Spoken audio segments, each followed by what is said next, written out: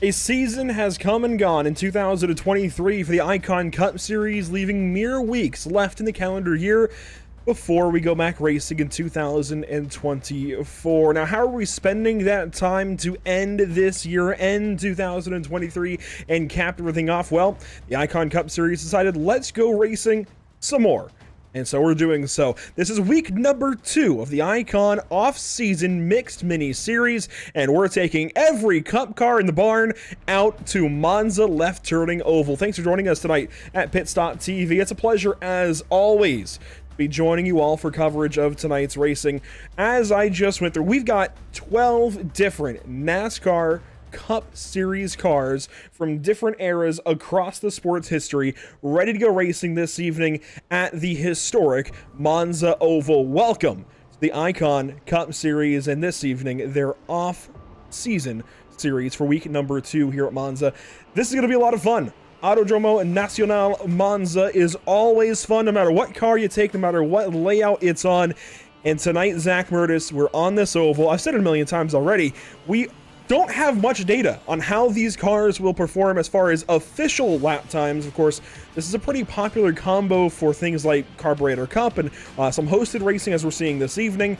We don't have much official data. They have not gone to this track very often, although trucks did go here back in 2015.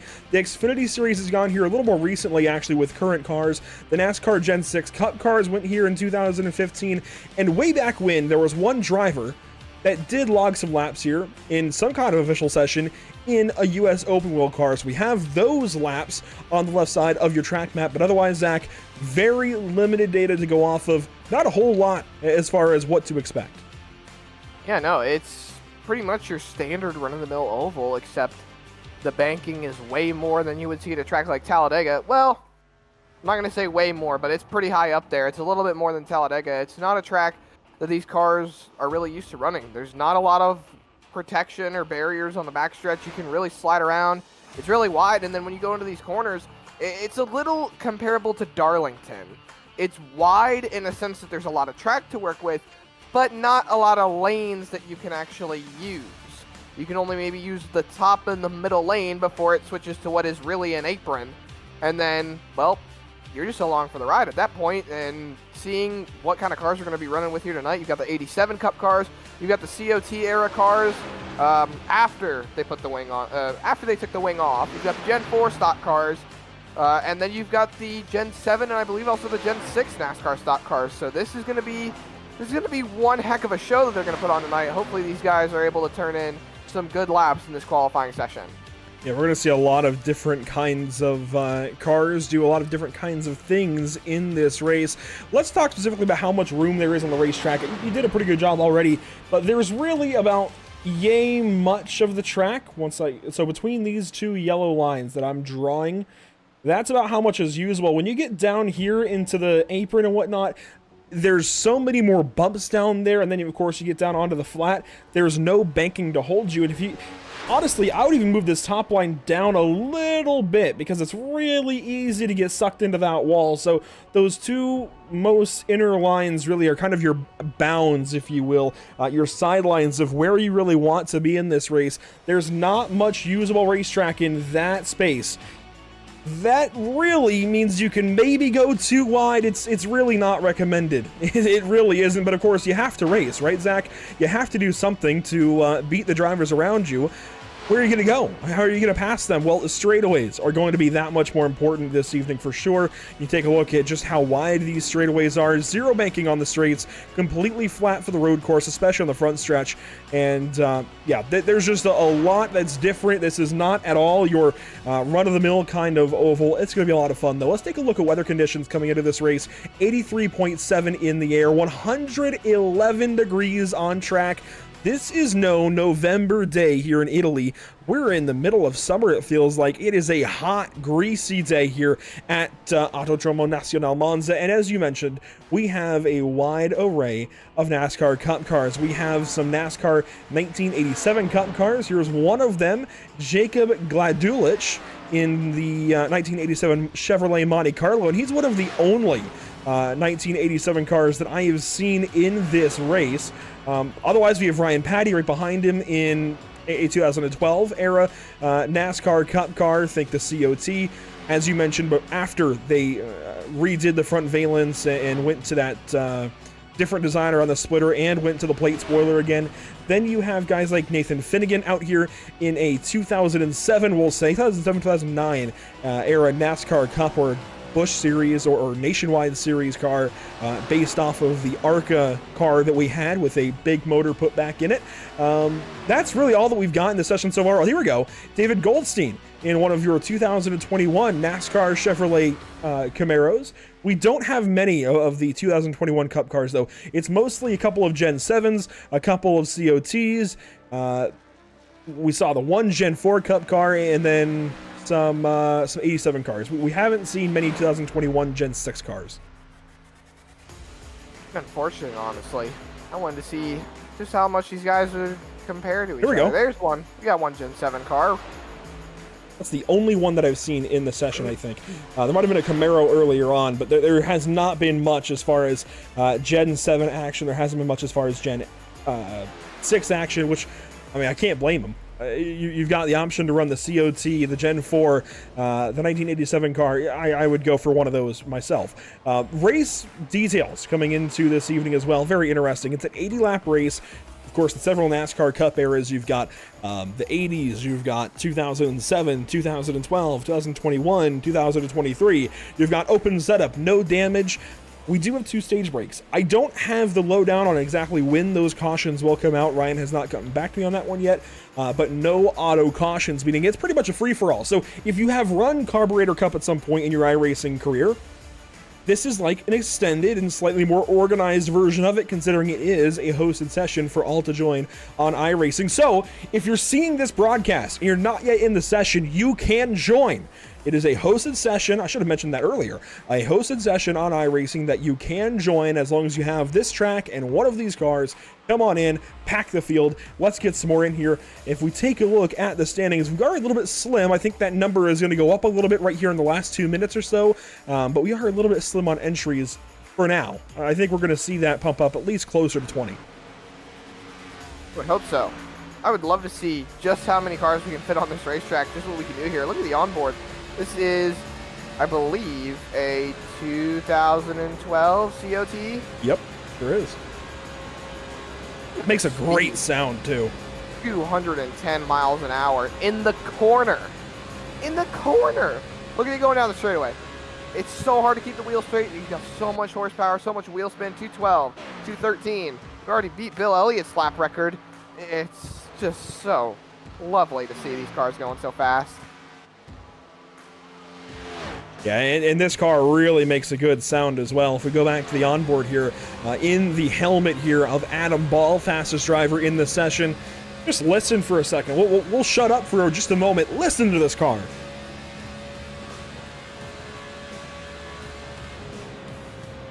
He throttles out to get in behind these guys coming out of the pit lane.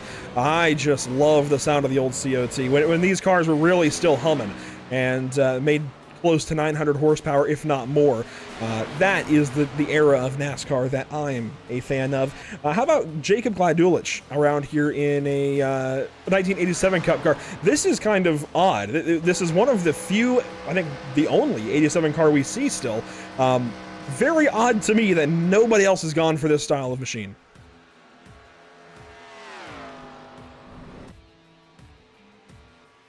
I think Zach might have had to step away for a moment. We can go on board with Jacob flying down, well, apparently head on into the wall there inside of turn number 1. Looks like his qualifying run is done. And this is a 30-minute open qualifying session. These guys can do whatever they want. You see a little bit of fun happening.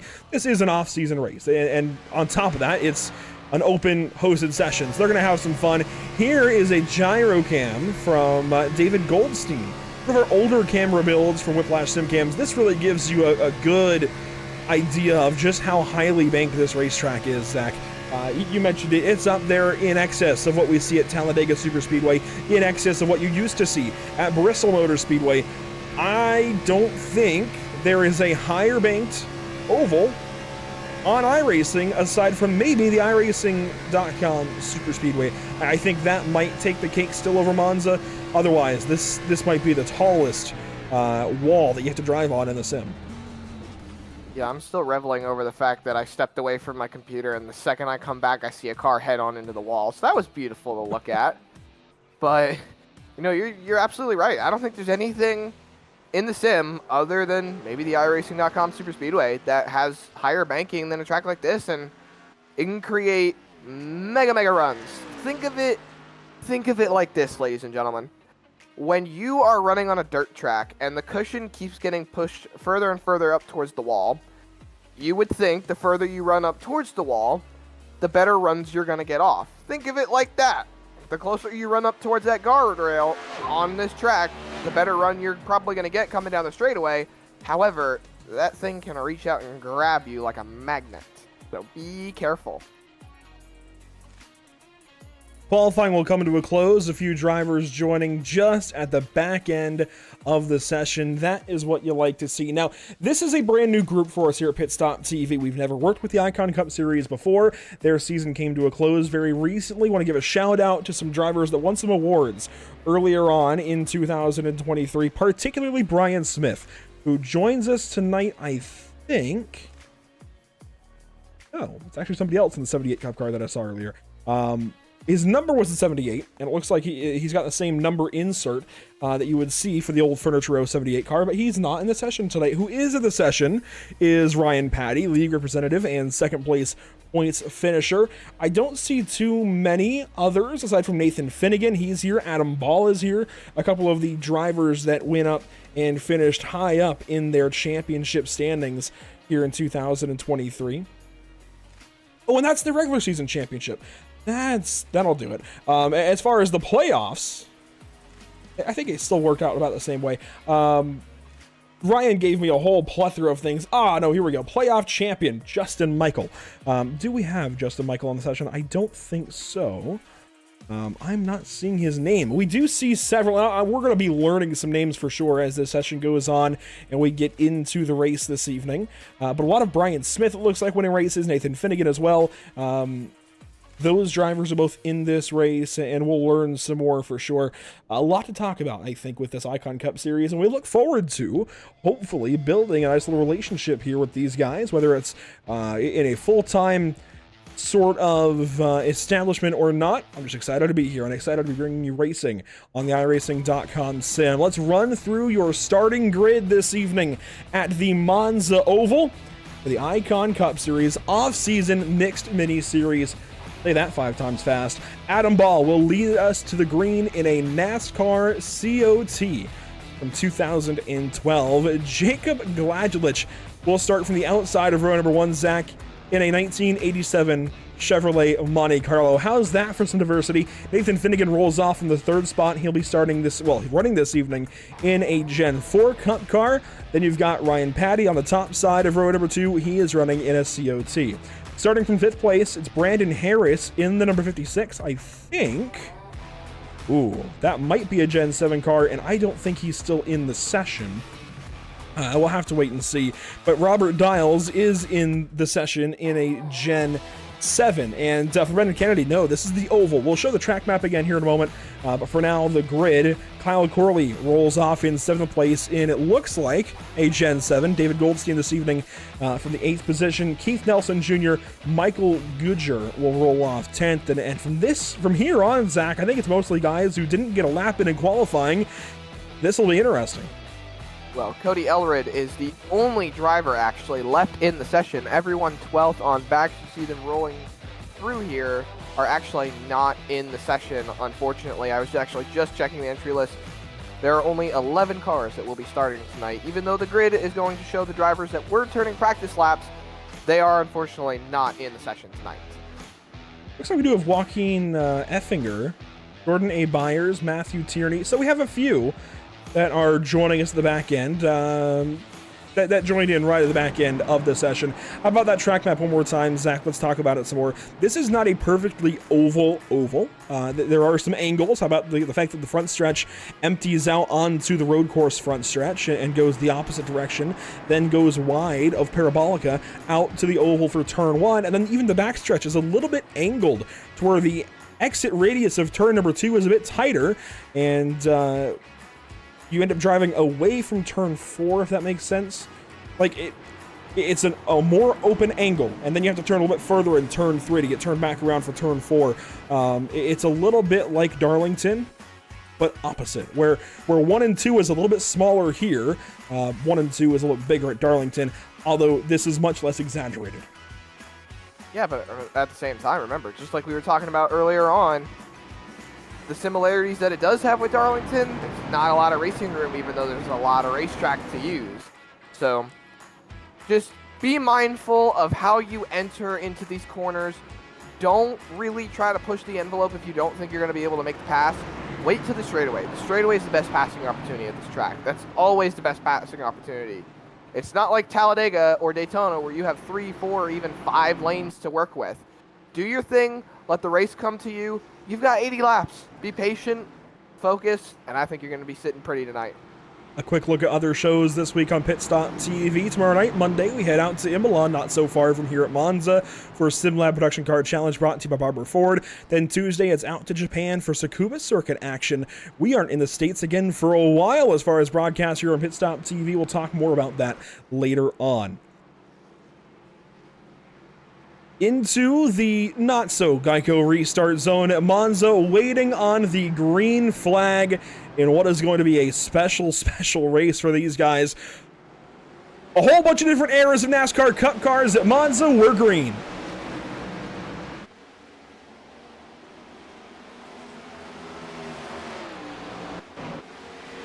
A bunch of different acceleration types, and the 14 of Gladulage is everywhere as everybody gets up to speed. This is going to be one weird start, a weird opening lap, and we're already out to turn number 2. Yeah, that was a great save right there, going through the corner. That's not something you really expect to see. We had a few cars going into the wall going into turn 1, but it looks like they're going to get single filed out as... Oh, it looks like we're going to be side by side going through the corner. Joaquin Effinger has just towed to the pit lane, and Kevin Gunther is back there as well. Effinger took it into the wall hard. There is Gunther with some damage, and now Jordan Byers joins him. Lap 1, going to go to Adam Ball. Really surprising, actually, to see these cars run so close together. I would have thought the 87 cars would be the ones that would be quite dominant, but I do know that they have less overall handling than the COT and the Gen 4 cars. Yeah, I think the COT has to be the car that you want to go with. Maybe the Gen 4. Those two are going to have the most speed, I think, along with the best handling overall, the best, I guess, combo. Maybe the 2021, the Gen 6 car, but I think that the power is more restricted there, so I don't think you'd get as much out of it. But our top 2, just like that, are a Gen 5 and a Gen 4. A COT, oh, that's a crash! That is a terrible, terrible accident. Kyle Corley, and I think that's Robert Dials, inside of the guardrail out of turn number 4. I'm glad it's a simulator. That would be an absolutely terrible accident. That was brutal. Look at that. Wow. My goodness. The wall just catches them as they turn in, and, well, there was no saving that, especially at the speeds that they're going. Robert Dials outside of the number 6. Gladulage gets away from this gladly. But Cody Eldred, not so lucky. That is a messy, messy crash. Wow. 2 blown motors right there. Rear impacts, but definitely hard enough to take that motor out of commission. So I don't know what else to say other than the fact that, well, that's what the wall does. It reaches out and it grabs you. Well, this is your top 3. We've got ourselves a really good race up front. No cautions for these crashes, but these 3 are going to fight, and the COT of Adam Ball gets all kinds of loose at a turn 2. Here comes Ryan Patty to take it 3, thread the needle, and go on through for the race lead. What a pass right there. Able to take that run, utilize it, but oh, he is really, really squirrely going through the corner. They're going to be side by side for the lead. Finnegan, Patty, and it looks like that Gen 4 stock car is going to hang on, but they're still side by side down the front stretch. Not so fast, says Ryan Patty. He goes back on by on the front stretch. Nathan Finnegan not quite letting him get clear. Finnegan, though, going to get loose and just hangs on to his number 6 car. That was a great catch, but it's going to cost him all kinds of time. That's the big thing with these Gen 4 stock cars. They have the power, but they do not have oh, my! Big crash. That's your leaders. and they will get back by, and it looks like the no damage moniker has changed. These guys have opted to go ahead with damage.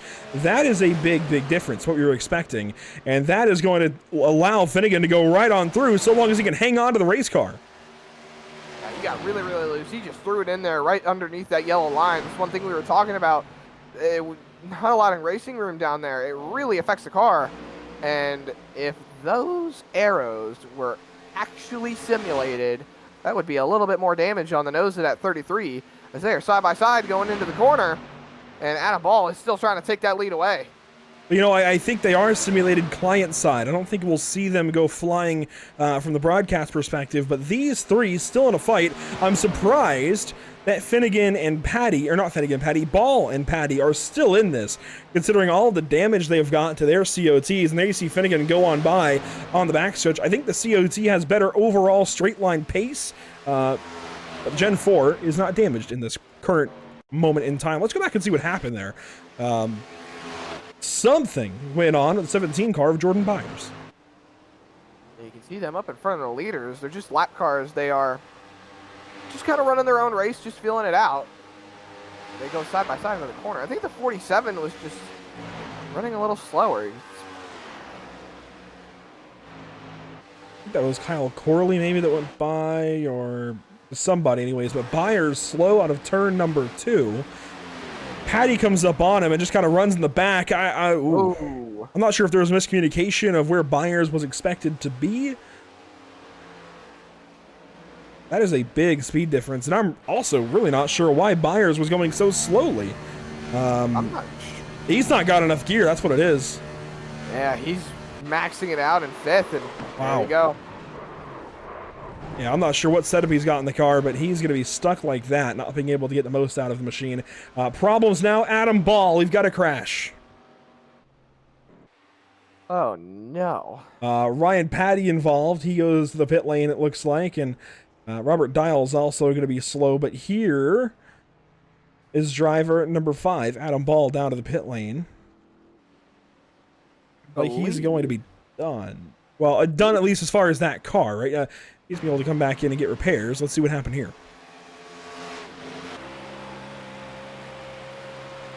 This is going down the back straightaway.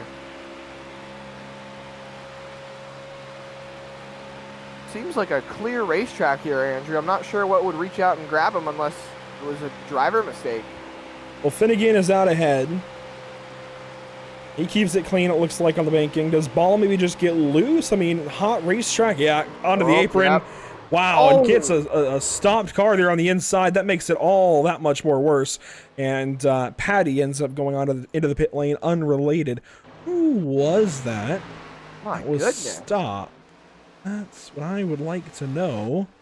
This is Cody Eldred. Okay. Number 18.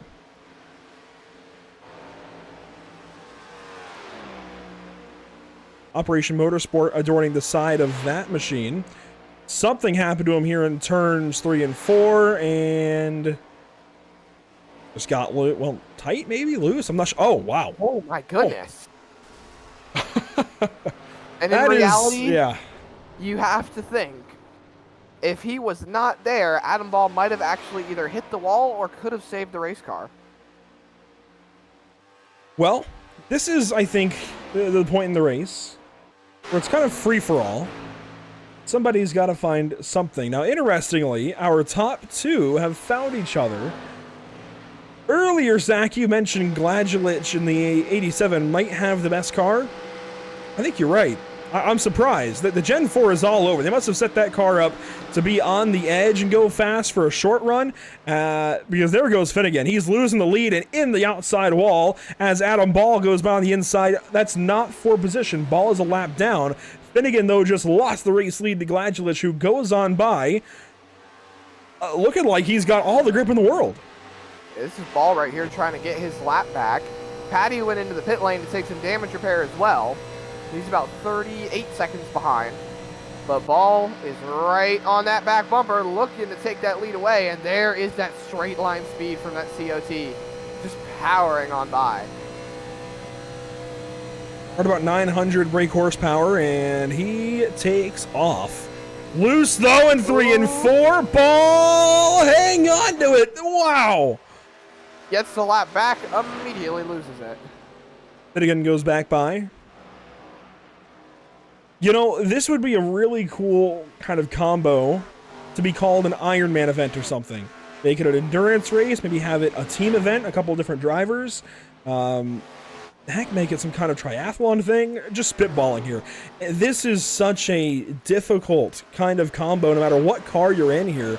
It just burns tires off so quickly and gets so unruly. I mean, the track temp is still 100 degrees. I think we've advanced a little later in the day, so it's a little bit cooler.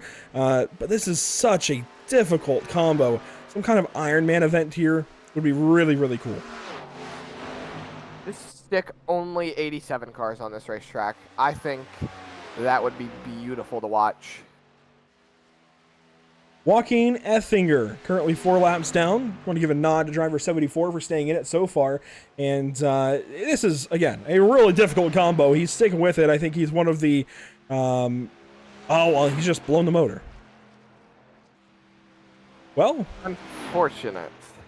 These guys do have unlimited fast repairs, but you don't want to have to take all of those 225 or 255 fast repairs. That is unfortunate there for Joaquin. Up front, though, these two cannot be separated. Finnegan right back on the back end of Gladulich. See a little bit of right front damage right there on Finnegan's car after scraping the wall so many times. And these two are still going at it. Adam Ball seems to have fallen a little bit behind these two instead of being able to get his lap back, unfortunately. But he is in the free pass position should we finally hit our stage caution, which I'm assuming is going to fall somewhere after lap 20 if there's 2 stage cautions. I would think 20, 40, 80 or 25, 50, 80. Something like that. Even 30, 60, 80. I would imagine it'd be some kind of equation like that. So unofficially, I would expect it maybe at lap 20, lap 25, or lap 30. That's what I was thinking, to be perfectly honest. It's still anybody's race, really. These drivers will be able to get their laps back, be able to take some fast repairs if they need to, and I think that's exactly what Mr. Finnegan here is looking to do as he continues to stay out with that right front damage. Still only about 3 tenths behind that 14 in that 87. Taking 2 different lines. Big time wiggle. That's big time fence for Finnegan. He gets into the wall, but he's going to stick with it, and he's still within the draft delta of Gladulich ahead. You want about a second at most up to the car ahead, and then you can still draft back up to him. Problem is now momentum is shifted the way of Gladulich, right? He has got the speed because Finnegan just slowed down, has to build it back up. That said, Gladulich actually faster mid-corner right now, sticking ground 199, 198 as Finnegan was down to 196. And that gap building back up. It's interesting. That Gen 4 seems to be better on the straightaways, and the 87 car seems to be better in the corners. That's not how I would have built this at all. You'd be much better than I am. I can't build a setup for the No, life build as in, that's not what I would have expected. Oh, I getcha. B-I-L-L-E-D, not how I would have expected this to have gone. This has definitely broken a lot of expectations for me. And again, this is a fun event put on in iRacing hosted sessions. Shout out to the Icon Cup Series and the Icon Racing League. This has been fun. We still have a while to go. I mean, this is going to be kind of that Ironman event I was just talking about briefly. When do you think Finnegan wants to end up pitting here? Does he pit under green, or does he try to wait on a stage? Stage. Go for the stage. If the stage, these drivers can make it. If we're going by average fuel number, I'm basing it slightly off of like something like Daytona or Talladega. So I would assume these drivers can go about 25, 30 laps. Yeah, 25-30 is probably a decent guess, considering they're in the throttle with no restrictor plate, with less draft, It's just each man for himself. At least I don't think they have restrictor plates on this particular racetrack. I wouldn't imagine so. As Gladulich goes on by Robert Dials in the Gen 7. The Gen 7 seems to be a little bit slower. Well, considering the restricted horsepower, the tapered spacer on the car, it's probably going to be a little bit slower. They can't even really top out around 200 miles an hour by themselves anymore. They have to be in the draft if they want to be able to stay competitive. Not to mention, I don't know if anybody out in the chat tonight has seen the dev notes that have been coming out lately, but it doesn't seem like the 87 cars are going to be the only ones that can blow over anymore either. The COT cars will soon be able to blow over as they used to. Yeah, years ago when they had the GT style wing on the back end of those COT cars, they could pick up air when they turned around backwards and lift up off of the ground and go airborne. You don't see that as much on iRacing with really any cars aside from the 1987 Cup cars, but the COT apparently will be able to here soon. We're coming up on lap number 20. It's worth mentioning. Oh my goodness! Wow. 200-0 real quick there for Adam Ball. That's just what we were saying. The wall reaching out and grabbing you. That was unexpected. I didn't even have a reaction for it. It was just, that was not what I was expecting to see for our pole sitter in this race. Here's the replay down the front stretch from the driver's perspective inside the helmet. I'm sure that was an underwhelming reaction. That was unexpected. He's just chilling, running his line down the straightaway, going into the corner. You can see he moves over to the right to be able to get a good apex, and not something you expected to see. Oh, Adam. No. Oh, man. And he caught just the slimmest little bit of wall at a turn one as well. I mean, that's about as unfortunate as it gets. Times I wish we had a right rear camera to look at. Oh, my goodness. Well, we do have other cameras. Let's take a look. I think I have one that'll... Well, that's not exactly... Maybe this might be a nice angle. Coming up to the wall. On the racetrack. And yeah, there's our stage caution. We've just hit it, which works out perfect. And Finnegan did go ahead and pit. Oh my gosh, Adam Ball. Yeah, stage has been thrown. I completely forgot that was happening, but the stage has ended, leaving Gladulich in the race lead. Finnegan, second place. He has... Actually, I don't think he pit. I think he ended up clipping the pit entry or exit lane because he has no time associated with his pit stop. So he just came right on in, 4 seconds. I don't think he pitted at all. I am seeing that he had a black flag cleared, so I think he might have just clipped the pit entry and opted not to take it to the pit lane. Gladulich leads us down into turn number 1, and he should be rolling up on the pace car here very shortly. Once again, if you're just joining us, this is the Icon Cup Series, first time on Pit Stop TV. This is an off-season race for these guys. They're just having fun in iRacing hosted sessions. Well, an organized iRacing hosted session that they have set up with 12 different NASCAR Cup cars from, I think, 5 different eras. You've got, let's see, from oldest to newest, chronological order. You've got the 1987 Cup cars, you've got the Gen 4 Cup car, you've got the Gen 5 COT, then you've got the Gen 6 and the Gen 7. So I guess that's Gen 3, 4, 5, 6, and 7. 5 different eras. This has been really, really cool so far, Zach. A really special idea. I think a few more cars would make it a little bit more interesting, but we're also seeing our own storylines here. Gladulich in the 87, Finnegan in the Gen 4, Patty and Ball in the COT, Dials, Corley, Eldred in the Gen 7. They've been quiet, but if those other guys in different cars go ahead and get a little bit too handsy with each other, if you will, have too many mistakes, they could be right in it. Absolutely.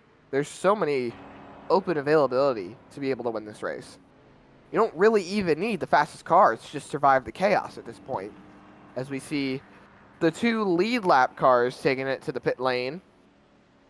Finnegan and Actually, oh, that's a big lockup. Yeah, Gladulich, the race leader, right through his box. Finnegan gets in quick. He should be the first one out. This will be a longer pit stop for Gladulich for sure. Started later. I think the 87 pit crew was a little bit slower as well. So Finnegan should drop and go, yeah, right there. Gladulich a little bit longer. Left side's just now going on. See, though, Andrew, these are the things that make differences in the race. You've got the 87 car that might actually be a little bit more powerful and a little bit more peppy than the Gen 4 stock car. But then you've also got the Gen 4 stock car that's better on pit road, which allows you to gain time either way, as we see Patty here taking wave arounds and pulling up behind the pace truck. A few more drivers taking their wave arounds right now, I believe. Patty is back on the lead lap.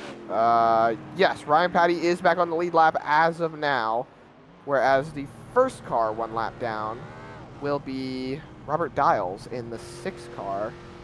Then everyone else is 2 to 3 laps down, but it looks like they're all getting wave arounds, getting put back on the lead lap to keep this race interesting.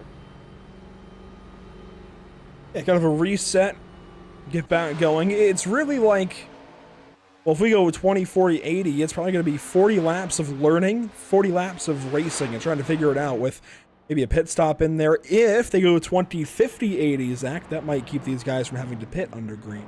We're going to learn a whole lot very, very soon as this race unfolds. But for now, lap 23, under caution, a really big racetrack. We have a few cars still speeding around here. Robert Dials trying to get caught up. Kyle Corley as well. Cody Eldred, Adam Ball, of course, with that misfortune into turn number 1.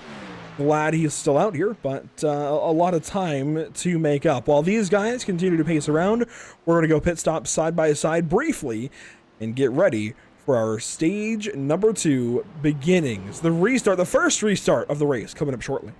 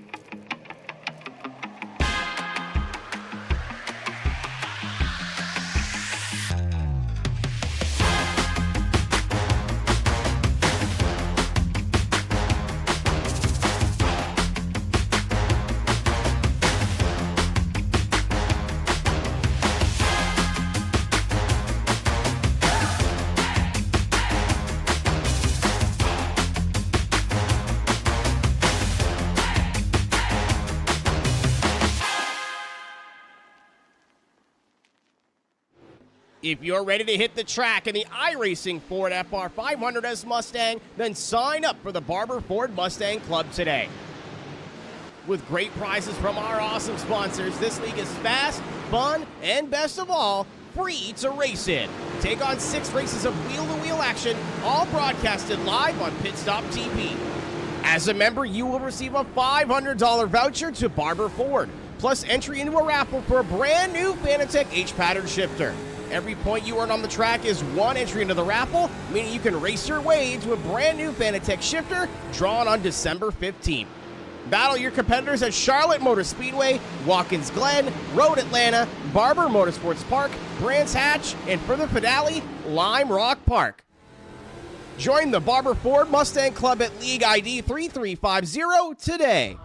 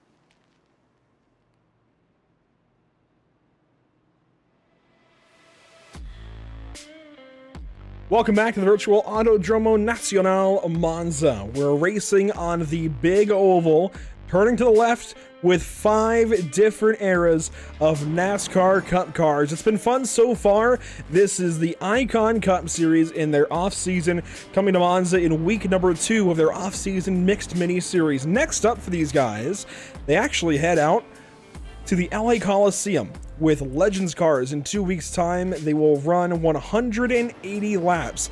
Last week, they went to Eldora, I believe, with NASCAR trucks and had a bunch of fun out there. Let me just confirm that. I know Ryan sent me the schedule somewhere. I'll have to find it. But they have one heck of an off-season season, if you will, set out. But for now, let's go back racing into the not-so-Geico restart zone. A lot of cars on the inside from wave rounds. Finnegan leads us to the green. We're back at it at Monza.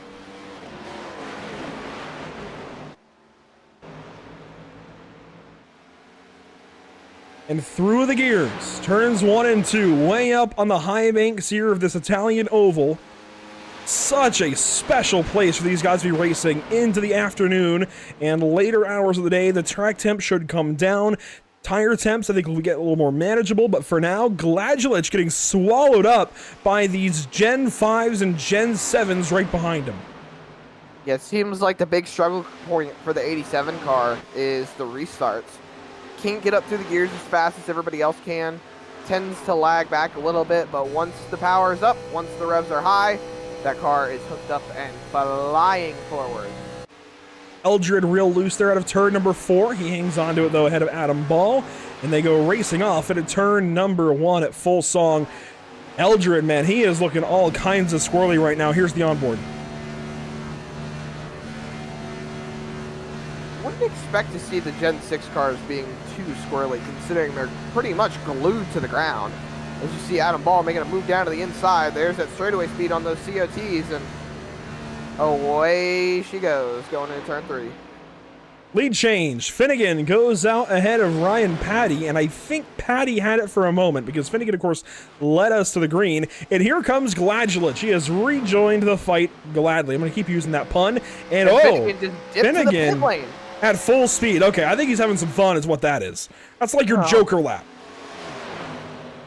They did say no. No! Oh, there he goes. Hangs on to it. This man. And he's going to come up in front of traffic. Got to stay down on the apron there, buddy. But what a save there at full speed. Now comes up in front of Eldred, who will go on by. Kyle Corley took a crash that lap. Robert Dials is still trying to catch up. And Finnegan drops from the race lead to 5th place, effectively last on the lead lap. They did say no pit speed limit. Wow. That's some NASCAR All-Star stuff right there. That's what I like to hear. To correct myself, they went to Bristol Dirt last week with the NASCAR trucks. Next up, they take Legend cars out to the Coliseum. Then it's the Volkswagen Beetle to Sonoma Rally. And finally, it's a U-Car event. Somewhat. It's any vehicle. I'm not sure exactly what vehicles they're selecting yet, but any of 12 they select at the Irwindale Figure 8 for 100 laps. That's going to be special on December 17th. Yeah, that's going to be a fun night for sure. Meanwhile, Patty out front, Gladulich 2nd place. This is different from the early goings of this race. A very different structure out here. Gladulich is kind of playing the role that we saw Finnegan take early, and Patty right back where he was earlier on, but Ball nowhere to be found, at least in the initial camera frame. There he is, way in the background, and Finnegan catching up as well. These guys are all spread out, and I think these 4 are your top 4 to consider for this race. I think the smart thing to do for Adam Ball would be to drop back a little bit, pick up Finnegan, and see if they can work together to catch these 2 up front, because he is just losing time ever so slightly. I think he picked up maybe a 10th there coming through turn 2, but still, he's got a lot of work to do to catch these guys up here. But if he can make it happen, I say go for it. On board with Patty, or with Gladulich rather, looking at Patty, and you can see just how down on the ground that COT is. It's making more noise from further away than the 87 car. The 87 car is not very loud. It's weird. It's a little bit quiet, especially for the time. It's not what I would have expected, but Gladulich, Patty getting out there to the outside of the track limits. Patty in the wall now. Gladulich, I think, is my favorite to win the race right now, Zach. And, you know, I've been thinking about making a driver picker graphic of who we want to win. I'm going to have to work on that because this would be the perfect time to use it, because I really feel like this 14 car has been the overall best. Yes, it's a little bit slow on restarts, but if you let him go on the long run, I think he's got the best car. Well, I'm more focused on that number 5 car in that good old foul. There it is. The wall. Glad right on by. Oh my goodness. Well, as I was saying before Ryan Patty ended up in the wall, I'm taking a look at that Furniture number 78, really number 5 of Adam Ball, who has worked that gap down from 2 seconds. Well, I think he just crashed.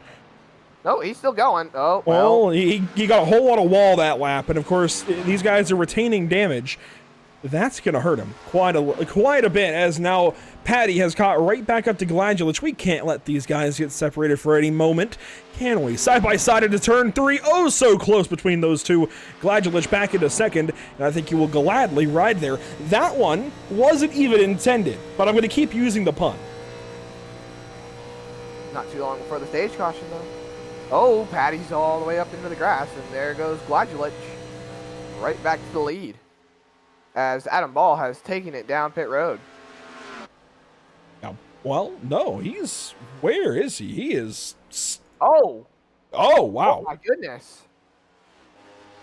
Well, that's a unique parking position, but unfortunately, Adam, you can't park there. Oh, you had to say it, didn't you? There's the onboard Adam Ball within the helmet of this driver off the West Coast. What in the world happens to this guy? Out of turn number 4, does he just get loose? Yep. Oh. On one of the bumps, and wow. Oh my goodness. You know, Monza may want to put a wall there. There is a wall. Well, yeah, they may want to put a wall a bit sooner because you get trapped. But here we go. The race for the lead once again between Patty and Gladulich. Finnegan is 6 seconds behind these two. No competition, really, at this point. They are pretty much in a class of their own. Elrid behind Finnegan by another, my goodness, 8 seconds. Dials another 10 seconds behind, and then everyone else is laps down. So, you've really got just these two fighting for the lead as Gladulich continues to look to the inside. Ryan Patty continues to hold tough on that outside line. They just seem to get close, and then one backs off or one makes a mistake, and you see Adam Ball coming out of the pit lane, now 2 laps down. However, he is the first car to lap down, so he should get the free pass should the caution come out. As you see Patty really loose there through turn 2. Yeah, really what this is, Zach, is Gladulich is somehow more stable in the 87, which is backwards from what I would expect. And the COT of Patty is all over the place. He's got more raw pace in the 33 car, but Gladulich is more stable. So for every little bit that Patty gains, he then gets loose a half a lap later. And, I mean, you see, down the straightaway, Patty is pulling away despite the draft.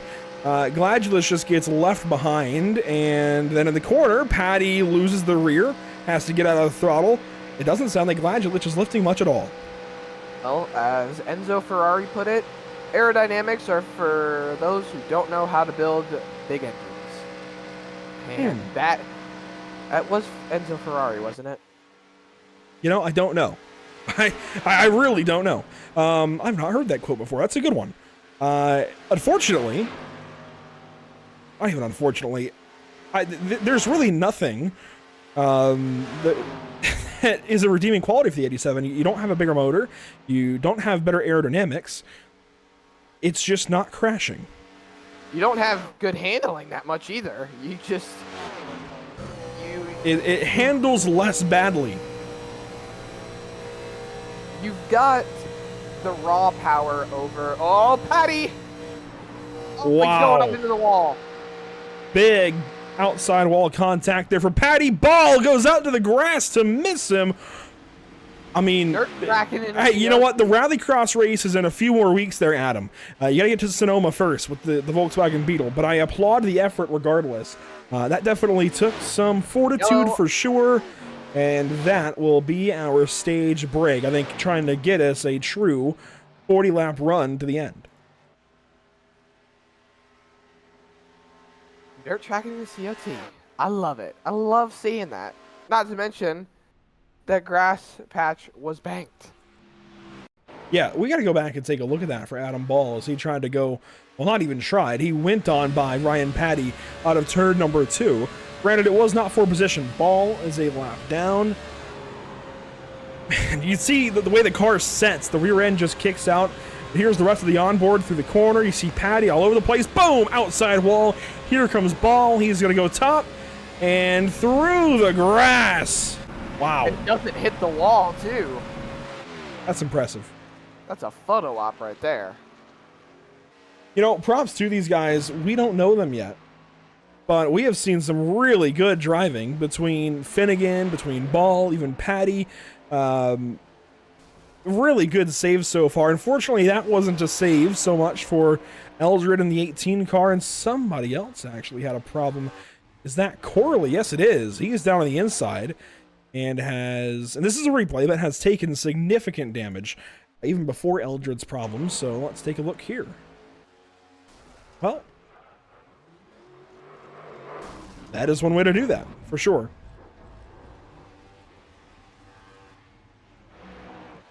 Eldred then came in, and he has since disconnected from the race, it looks like. I would imagine, because of whatever issue was about to happen to him out of turn number 2, maybe? For sure. Wow.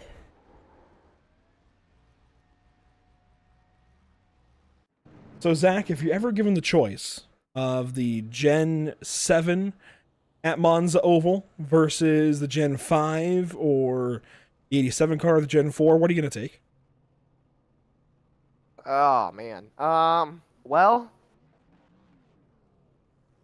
I would take the Gen 5 just because they're so fun to drive. I know a lot of people say that racing sucked with the COT era. They're wrong. Thank you. But I would pick the Gen 7 as well just because I think it would be fun to run my Speed Racer paint scheme that I have on that car at this track. Just saying. Well, I hear you, but you can put that paint scheme on any car. You can convert it. It's really just an M on a white base. Yeah, that is true. But I like my Speed Racer paint scheme. I like well, maybe we'll have to get a new one made for you. But what I was going for is that you would not take the Gen 7. It's a toss-up between the other 3. As you've seen, Finnegan, Patty, Gladjulich, and Ball all lead this race. You don't take the Gen 7 from what we're learning, or the Gen 6. It seems like those cars are not so well suited versus the other 3 generations. And that's not to say that we wouldn't have a good race of Gen 7s or Gen 6s, but as far as performance, I'm very much impressed between the very different 1987 Cup cars, Gen 4 Cup cars, and COT Cup cars. So differently put together, at least if you can call it that, between stock cars, a pretty basic formula up until 2022. But they're all so close. Finnegan, Patty, Ball, and Gladjulich, they are all so close. If we were running the Monza road course, the actual road course, Gen 4. maybe I'd consider the Gen 6 or the Gen 7. Maybe. Because they are a little bit more fine-tuned for road racing, but still, you've got the overall power difference between the Gen 4 and the Gen 5 compared to the Gen 6 and the Gen 7. Even the 87 cars, they're not really set up for road racing, but they did a lot of road racing back in the day. You could see those 87 cars at Willow Springs. You can see them at Sears Point, which was the precursor for Sonoma. Sonoma as well. You can see them as well. Watkins Sears Point Glen. is Sonoma. Well, yeah, just different layout. But no, same layout. Same track. I'm thinking of a different racetrack. It's a racetrack in California that's not around anymore. Riverside. Thank you, Riverside. That's what I was thinking of. And there's just plenty of tracks. There's so many different tracks that the 87 cars raced at when it comes to a road course, but it wasn't built for road course racing. It was built for ovals, short tracks. It was more closer to what stock car racing was back in the day, which was a stock car, just a little more tuned up. But I'm going to have to fact check you on Willow Springs. I don't know that NASCAR ever went to Willow Springs. I could have sworn they went to Willow Springs. I know they did. What? There was an Ontario Motor Speedway, which was an oval.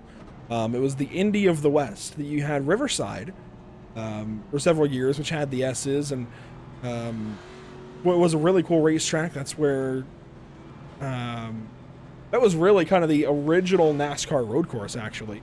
Aside from Road America back in 1956, you had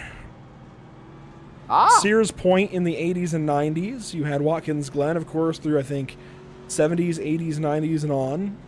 Willow Springs, 2 NASCAR Grand National races in 1956 and 1957. Wow. Right. I mean, that's right there with Road America, 1956. Those are... That's crazy to think about. I mean, that's predating a lot, of course. I mean, that's 70 years ago. And one. Yeah, that's one way to put it. I wonder what other road courses that we can get into a whole NASCAR history session, I'm sure, at some point. Let's talk about the fact, though, that Adam Ball is pitting. We're down to 6 cars. Eldred Byers, Joaquin Effinger, well, I should say Eldred Byers, Effinger have all decided they are done. And Kevin Gunther has been... Well, he's just been hanging out. Love the paint scheme, though. Well, and it looks like he's a league member. I think he's just here to watch. I think these guys are all league members at this point. We've got Robert Dials, right? He's a league member. Adam Ball, Ryan Patty. Yeah, these guys are all league members at this point. Fair enough. They have stuck it through all the way to this point and still have some racing to go. It's going to be a nearly 40-lap run. I believe the iRacing.com pace car lights have been extinguished. No, they have not.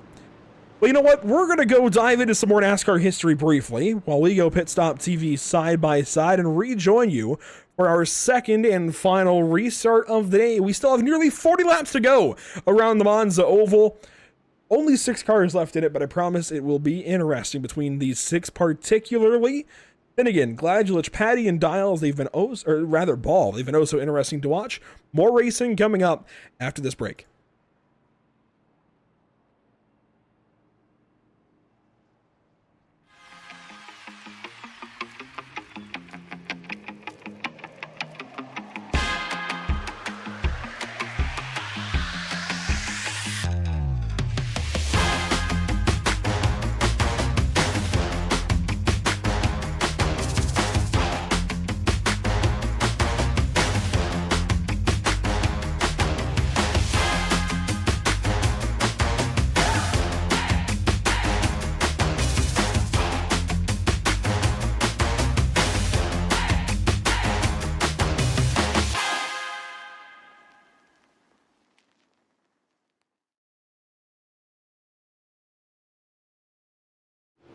If you're ready to hit the track in the iRacing Ford FR500S Mustang, then sign up for the Barber Ford Mustang Club today. With great prizes from our awesome sponsors, this league is fast, fun, and best of all, free to race in. Take on 6 races of wheel-to-wheel action, all broadcasted live on Pit Stop TV. As a member, you will receive a $500 voucher to Barber Ford, plus entry into a raffle for a brand new Fanatec H-Pattern shifter. Every point you earn on the track is 1 entry into the raffle, meaning you can race your way into a brand new Fanatec shifter drawn on December 15th. Battle your competitors at Charlotte Motor Speedway, Watkins Glen, Road Atlanta, Barber Motorsports Park, Brands Hatch, and for the finale, Lime Rock Park. Join the Barber Ford Mustang Club at League ID 3.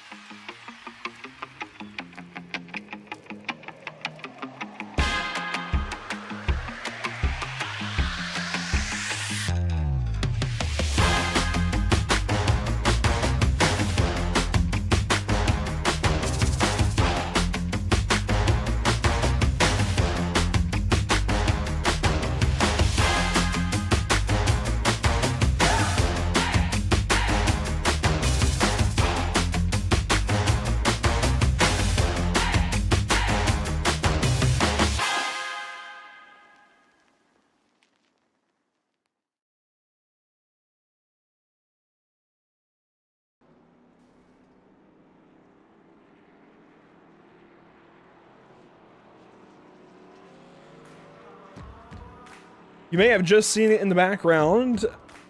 Kyle Corley came in, and I don't know if he forgot that there would be cars ahead, but just drove through our pacing field, 5 cars ahead of him, and he managed to take them all out in a strike. Take a look at this from Corley's perspective. We were about to go back green flag racing. This has brought everybody down to the pit lane for a fast repair. This is about to be one big crash.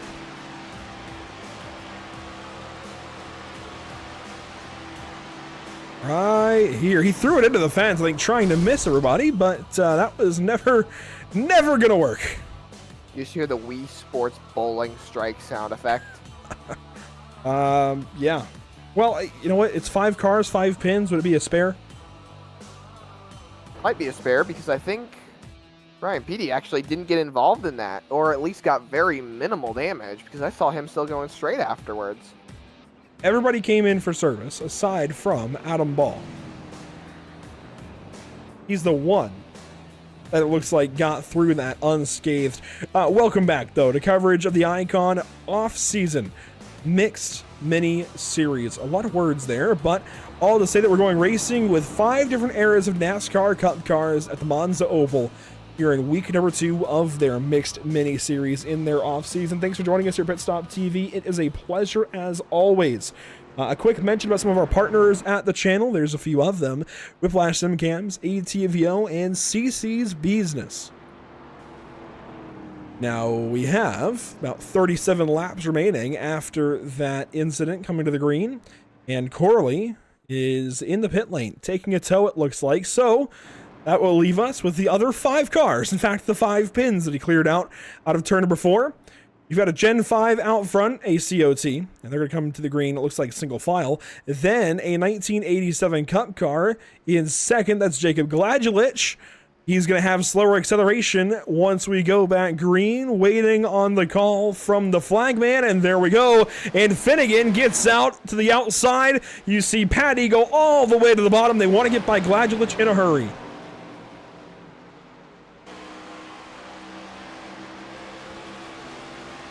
Gladulich through the gears has to let Robert Dials go by as well, leaving everybody else to get up to speed through the gears on their own, which will put Gladulich about as far back from the race lead as he has been in the last 30 laps or so. He's going to have to make some ground back up. Your top 3 out front have been the fastest 3 in terms of raw pace. I'm still holding out hopes for Adam Ball. I don't know where your hopes may lie still, Andrew, but I still think that Adam Ball has a shot to win this race. He's back out in front. Hopefully he can avoid that magnetic wall from what it seems. As we see, I've never seen this before, a COT bump drafting a Gen 4. Stop for a moment there on the front stretch, and we are working into the evening. These guys might just get a little bit of sunset. Maybe even a little bit of nighttime at the back end of this session. Here you go, bump draft from Patty to the 6 of Finnegan. Getting that car going down the back stretch and into turn number 3, and they are quickly approaching Adam Ball. You're right, of course, everybody on the racetrack has a chance right now for the race win. I'd say the top 4 have the best chances. Really, the only one out of the top 5 that I feel like has just been a little bit, not even backmarker-ish, but behind, is Dials, and only because of the car as Finnegan gets turned by Ryan Patty. Big crash for car number 6. He's been oh so good, one of the best, and he's just been hooked. My goodness. You see a lot of right side damage on that car. Front end's tore up, right rear's tore up. Ryan Patty has now gone by Adam Ball, ended up diving into the pit lane in all of that. We didn't even catch that. That might have been a pit strategy move. Might be good for only about 35 laps. So watch Ball off to the left. He's going to pit right as Patty gets... No, Ball must have towed. He did tow. He crashed on his own. Again? Watch right there. Oh my goodness. And that looked... Camera. That looked like he was doing it out of sport. I'm not sure. So Finnegan's still second.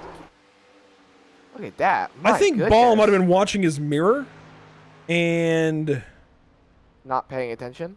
I think so. How did he get back to the pits so quick for the tow? That's my question. Shadow Realm. Oh. He went Right. to the Shadow Realm. Here we go. Watch on board. I think he just stopped paying attention for a moment and found the gap that sent him back to the pits even before he got there. Oh man, what a crazy turn of events. Ryan Patty back out in front with just over 30 laps to go, and now you've got something you haven't seen all day. You've got a 1, 2, 3 of totally different classes. You've got a COT leading the race. You've got Gladulich in the 14 in second in an 87 car, and a Gen 7 stock car in third. How about that? This is the best Dials has been all day. At least the highest up he's been. And closest to a potential race win. These guys still have over 30 laps to go. Corley getting back on the racetrack. Ball getting back on the racetrack. There's Ball. All of them 1 lap down. Yeah, Finnegan also 1 lap down. And we don't expect another caution. We've had our 2 stage breaks already. No cautions for cause. That should be it. These guys should be on their own to the end of this race. Patty has got over a second back to Gladulich, who I think will just be able to maintain. And when the tires start to go away for the 33 car, watch out. It's fuel saving time, baby. Fuel saving time. I want to know what the difference is between these cars when it comes to the fuel saving. Oh, okay. So I've got this thing figured out just a little bit. The Gen 4 and the Gen 5 can go roughly, I want to say about 25, 30 laps, maybe 32, 33 if they push it, right? That's the fuel window. These Gen 3, I'll say, the 87 stock cars, can go upwards of 60 laps on their fuel. Oh. That's... Gladulich might be able to just coast all the way to the win. So you take away the lesser straightaway speed and the lesser of the handling. It's more stable, but less handling capability. But you can run upwards of almost double of what these other guys can, as Patty is getting very loose, and here comes Gladulich to take the lead away. Oh, big blocks. The contact there as Gladulich got to him. Patty gets that bump and stays out in front. 30 laps to go. Now, we were talking briefly while we were back in side-by-side coverage about other racetracks. Oh, there goes Patty. Back on the racetrack, and Gladulich tries to go by. He will get by, but not without some damage. The COT, man, it's great. It's fast. It's just so unruly. And now these guys have both got some big-time side damage. I would suspect that'll be a bigger deal for Gladulich. It'll be more of a parachute for him. Although, there goes Patty again. Outside wall, big hit. And that might be all she wrote for the 33 car. As far as going for the win. He's still in this race, but as far as going for the win. And now Dials comes up. Patty was in the racing line. Patty's going to pit. And Dials will go by. I think this is setting Gladulich up to win. He does not have to pit, unlike these other drivers. He's rolling through 3 and 4. Actually, that's 1 and 2. My mistake. He's going to have a big, big gap. 5 seconds back to Dials, who now has got no right front fender. And no help. Patty is still in the pit lane. And he should be leaving now, more or less. Still there. I think he's gonna have a speeding penalty. Didn't get it cleared in time. Unfortunate. And that, I think, is pretty much Patty's race at this point. If he would have been able to take care of that speeding penalty, then maybe he would have been fine. But looks like it's going to promote Finnegan to third, Corley to fifth, or Corley to fourth, Finnegan to third, and Ball up to fifth. Finnegan coming down the front stretch will go on by Ryan Patty, who should be able to leave here in a moment. Al Corley is in turns 3 and 4. I don't think he's going to get to Patty. Adam Ball actually is going to be catching up to Corley here soon, and Patty is now rolling. So Patty should be safe in 4th. But this is really just a matter of whether or not Gladjulich can keep the car on the racetrack, pointed in the right direction. And does this race get called for darkness, Zach? We are getting dangerously close to nighttime. I've been noticing that the sun is going down. The track is cooling down as well with the sun setting. These cars are going to be, I'm hoping, a little more gripped up with the sun going down. But at the same time, what good is grip if you can't see? Track temps have dropped down to 88 degrees. That is a significant change. So clearly, I think we're working with maybe +2 or ×2 or ×4 time advancement, probably ×4 with how quickly this has gone. So I suspect we have... My goodness. I'm sorry to cut you off there, Andrew, but Patty is pushing Finnegan. As in Light they've McQueen crashed. and Dynaco. Fuel maybe for Finnegan? Maybe? Well, you said Lightning McQueen and Dynaco, by the way. My 10-month-old son watches nothing but cars. That is Strip Weathers to you. Good man. Well, okie dokie. And Finnegan to the safety of pit road as Patty takes back off. Finnegan 2 laps down now. Poorly back out there. So Finnegan, I think, will be good to go from here. That's 25, 26 laps. Hopefully is good to go. Don't want to see that situation again. But Patty now is dropped behind Adam Ball by about 19, 20 seconds. That is not at all what I had on my bingo card. Neither is the fact that Gladjulich is driving away from a slower Gen 7. His closest competition by speed is over a lap behind him. Reminiscent of the old days in NASCAR when you'd go racing green flag at Talladega and lap the field twice and somehow still win the race. After being 2 laps down. Well, we were talking about... the wall a little bit. We were talking about some other tracks that NASCAR has visited over the years, road courses in particular. We found the ye old Wikipedia link. Some interesting courses, Bridgehampton Race Circuit, not that anybody knows what that is, but that's a track that existed briefly up in New York. Other tracks of note would include Heartland Park in Topeka, Kansas, which is closing down soon. In fact, they recently hosted their final NHRA date, which is unfortunate. They have been a mainstay on the Grid Life calendar as well. So a series that I know about a little bit there has been going to Heartland for a long time, and that track will soon be no more. Of course, Riverside was mentioned, Willow Springs in that conversation as well. How about some ovals they used to go to, Zach, that really make no sense to me? Of course, Chicago Motor Speedway, which was in Chicago on its own. It was a little over a mile. Was Adam Ball flipped over in turn 2 in the grass? Yes. Yes, it was. My goodness. Let's take a look here. Off, Andrew, we were just sticking with the onboard, and I saw him flipped over. Gets loose. Comes back up. Oh, I did that in practice for this. Making sure we had cameras for this race. I did exactly that in an 87 car. Almost did a full barrel roll, though. Yeah, that's not the usual orientation for that machine. Usually cars go faster with all 4 wheels on the pavement. Now we are getting closer and closer to nightfall. Briefly, there was one tangent I wanted to cover, then we'll get back to the race. The fact that the NASCAR Cup Series used to go to the Augusta International Raceway. It was a paved short track at a half mile in length down in Augusta, Georgia. That complex was supposed to be a big road course. It got shelved, turned into a short track for a short period of time, and that was it. Anyhow, race cars out here at Monza, and Gladjulich has got 6.5 seconds. Patty, though, closing in. You get 1 lap back. Yeah, he's 2 laps behind Gladjulich. Let's see how this goes. Well, there's the first pass, but now Gladjulich is going to have drafting as the front end bounces going into the corner. As, well, Patty is just scooting away. I don't think there's enough time here for a Bill Elliott story. 20 laps. 20 laps to make it happen. With darkness closing. Going to turn into New Hampshire from 2021.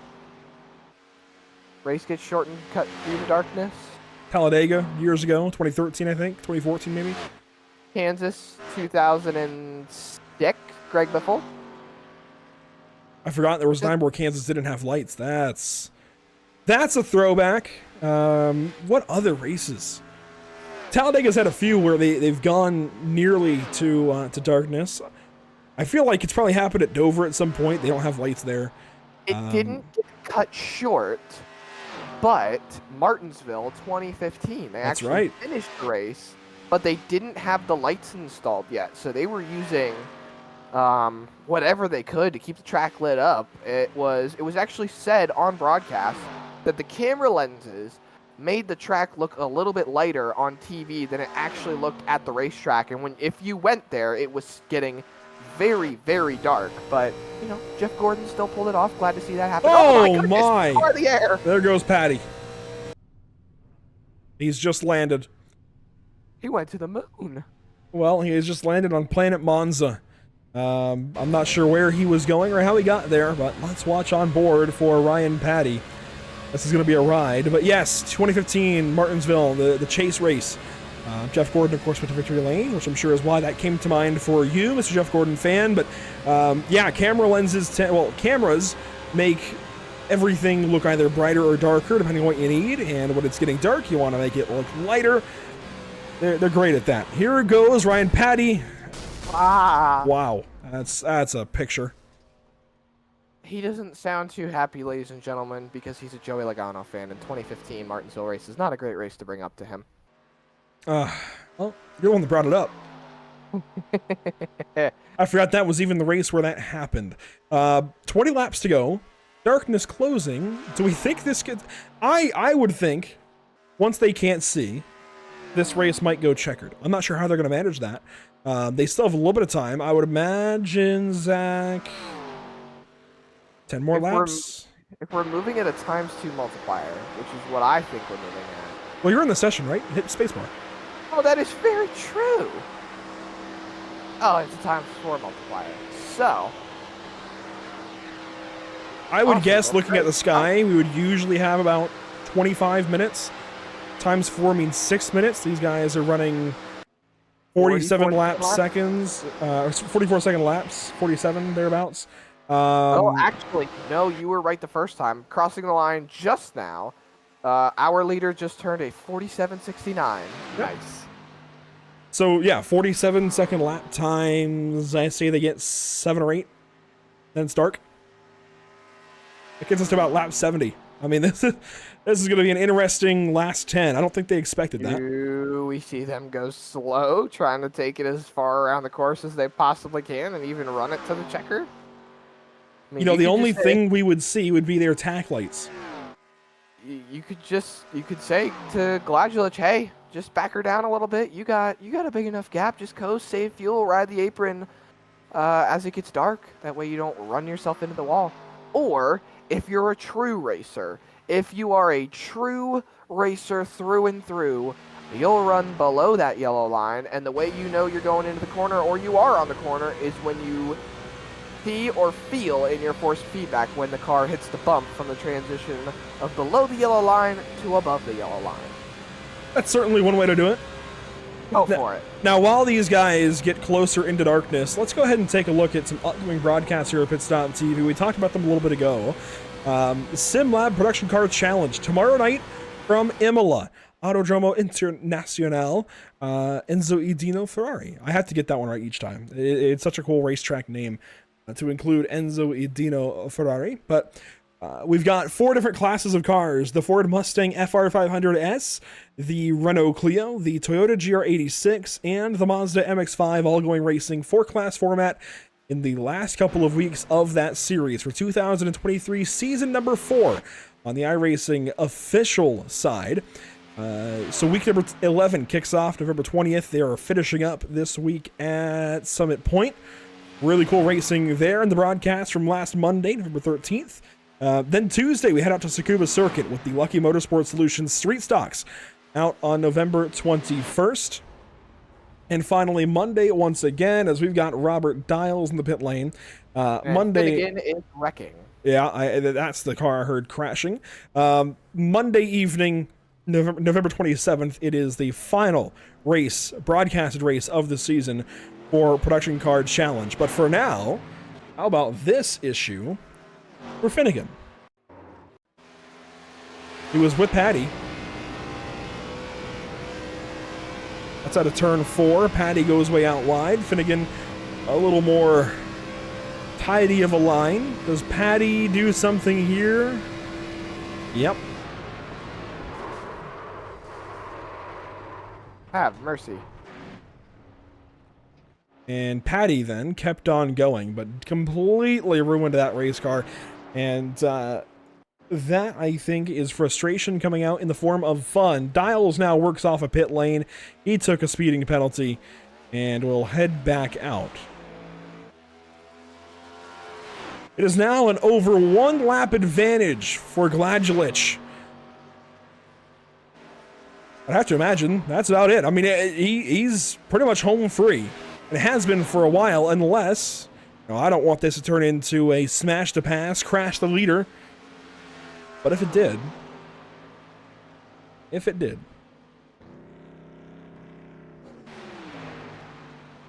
Yeah, here soon, all we're going to see, Zach, is the tack lights. On the wall. Yeah, trying to get by Adam Ball. Soon, all we're going to see is the tack lights here on the dash. We won't see much else if we continue on. And Ball gets in the fence there. Gladulich goes on by. It's getting more and more dark. We might have just enough light to get to the mid-70s.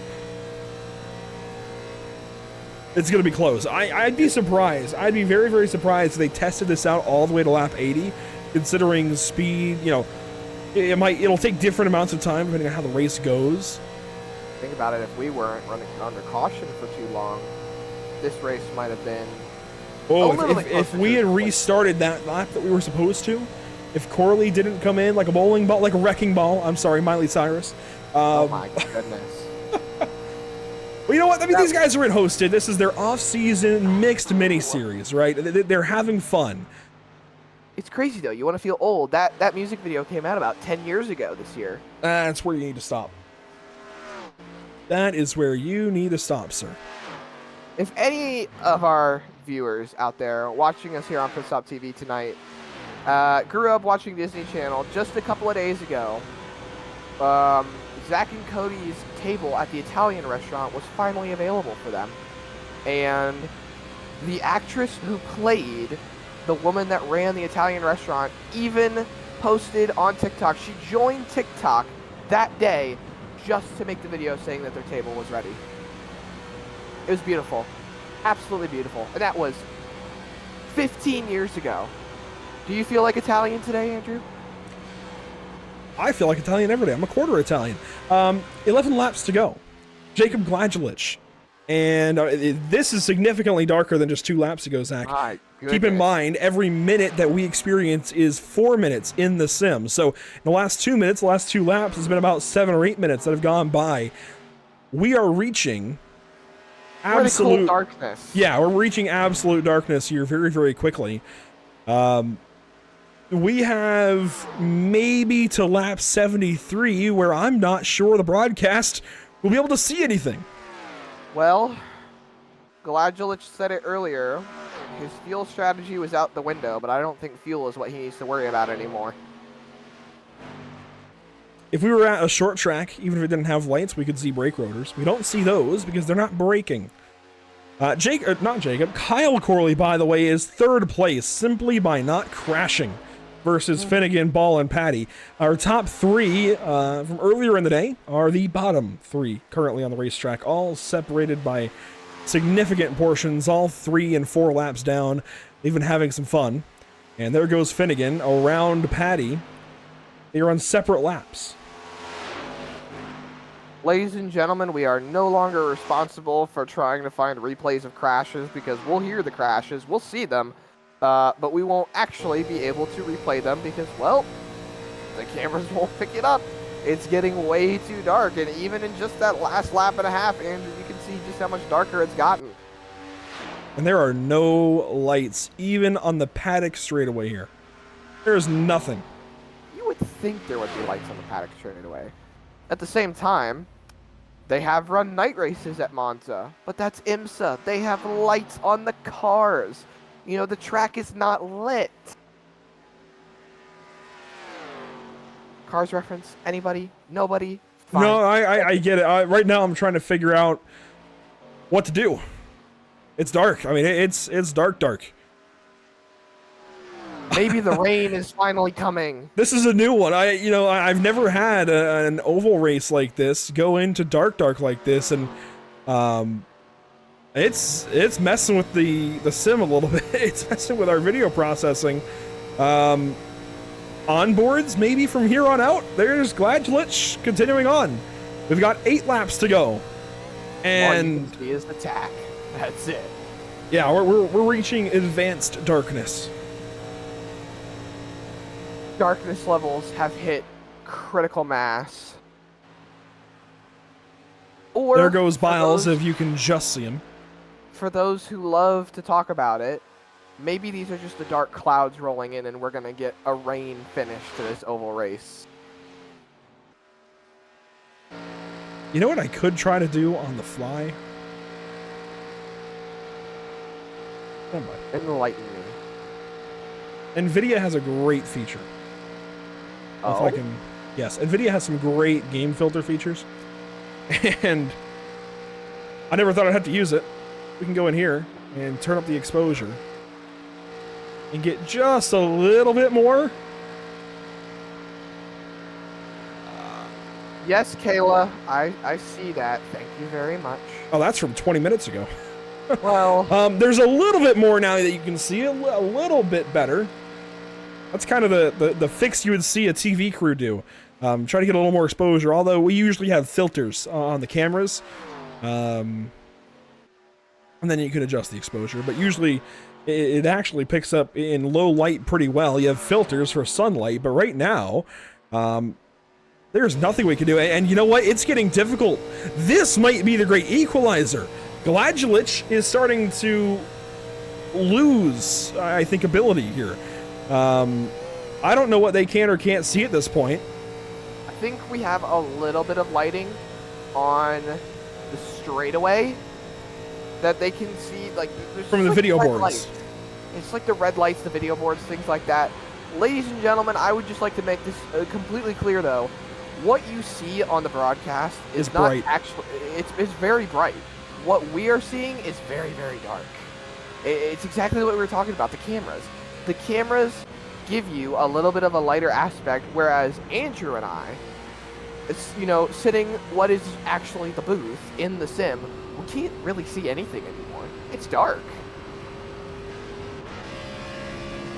Well, I do see. I see what the broadcast sees, right? But even so, and there goes Ryan Patty, but you wouldn't know it. He just went by Nathan Finnegan. I'm surprised these guys, they must have turned their screen brightness up, their gamma, who knows what. This would actually be distracting to me if I was... Oh, there it goes. The darkness has come, ladies and gentlemen. And yeah, they can't see. Kyle Corley losing it. Even the paint schemes won't show up anymore. They are pitch black going down the straightaway. It is just dark. Where's Gladlich? He's backed it way down, Zach. He can't see. It was flip of a switch. This is what I was saying earlier. He's seeing when the banking comes into play and he knows where he's at. It's pure pitch black. Oh, there goes, I think, Patty or Ball. I'm not really sure. That wasn't Patty. Patty's on the grass. That was Ball going by. I can't see. Wow. There's the video boards. Oh, Ball, he's too far down. That's going to be a crash. That's not where you want to be. Oh, my goodness. Back to the Shadow Realm. And he's in Parabolica. Patty's going slow. Corley has crashed. Gladlich is down to 120 miles per hour. Dials and Finnegan. Dials is moving at nearly 200. I don't know how he's seeing. Finnegan as well, 190. Mock Jesus into these corners. Dude, Dials is ripping the fence. I'm impressed. Was ripping the fence going into turn 1. These drivers are not holding back. He's got Finnegan right in front of him. Oh my goodness. What's the ticker looking like, though? Where are these drivers running? Dials is 1 lap down now. He's been a lap down. Remember, he's been way behind. He's actually Well, Dials last I think that's lap. Gladulich right in front of them. That is Gladulich. Dials has just unlapped himself. He's got now 4 laps to go passing the stripe. Gladulich is going to have 3. Gladulich just throttled back up because you can see Dials is closing in a hurry. He closed. He was running 28 seconds a lap faster. Gladulich has dialed it up to about 157 miles an hour. Dials is still running at Mach Jesus 201 miles an hour going into turn 3. Andrew, this might be interesting now. We might see a Gen 7 car. We wrote them off completely. He could win this race. Wow. This was not what I expected when I signed up for this broadcast, I'll tell you that much. Patty is going to pass Ball. There he goes. He just passed Adam Ball. Adam Ball is going slow. He can't see anything. I mean, these are the TV cameras. Someone could still run into Gladulich as well. Think about it. Oh, yeah. And Patty has just parked it. Oh, that's Patty. Finnegan is still running. He's in 3rd. There's Kyle Corley. You can see his dash from behind the car every once in a while. There is Finnegan. I mean, you can't see anything. This is exposure cranked up a good ways. There is Robert Dials and Gladulich. We're going to have... Well, we have 2 laps to go. You see Sparks ahead. This is Gladulich's perspective. Looking back, 29 seconds. He's in the grass on the inside. There's a guardrail there. He can't see. He does not know where he's going. That's the banking. That's the wall up there. He's not able to see. He has to keep the speed up because he doesn't know where Dials is. He just hit the wall. Down in the grass. He's trying. The delta last lap was about 13 seconds. This is going to be a lot more. That's the pits. No! He's just hit the pit wall. Oh my goodness. I think Dials wrecked, though. Dials has crashed. He has. No. He's crashed.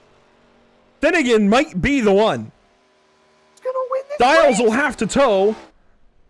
Gladulich has to tow. Finnegan keeps on going. He's got the most light in the cockpit from those blue gauges. He's just hit the wall. He can't see either. He is one of 2 cars in the racetrack. He and Kyle Corley are the only 2 left running right now. Everybody else having a tow to the pit lane. Literally everybody else is locked in a tow. Wait, he can't see. Finnegan's pitting. He just saw the wall. Oh my goodness. He was slowing down. I think he's trying to pit. I think he needs more fuel. But he was on the cusp. Ladies and gentlemen, the white flag has not yet come out. Kyle Corley is now 1 lap down. He's on the same lap as Finnegan. Corley could win this race. All right, there is Finnegan into the pit lane. He is 2 laps down. Gladulich just left the pit lane. There it is, white flag for Gladulich. That's going to be the race. There is nobody else on his lap. If he makes it around, I guess it's not technically the race. All he needs to do, though, is make it around. Doesn't have to be quick. Goodness. Dials is still stopped in the pit lane, and he has not gotten back. He hasn't even towed back to the pits. He is still towing. Finnegan is back on the racetrack, blinking. He's still 2 laps down. He's flipping. He's out of turn 2. He's hooked on the wall. He can get it back going. He can get it. He's getting it back going. He's going backwards. He's gonna get a DQ. He's going backwards. He can't see where he's going. Corley just passed him. He just towed. That's race over. I think, gentlemen, the white flag is out and Dials is on the racetrack. Wait. Dials is on the racetrack. Gladulich.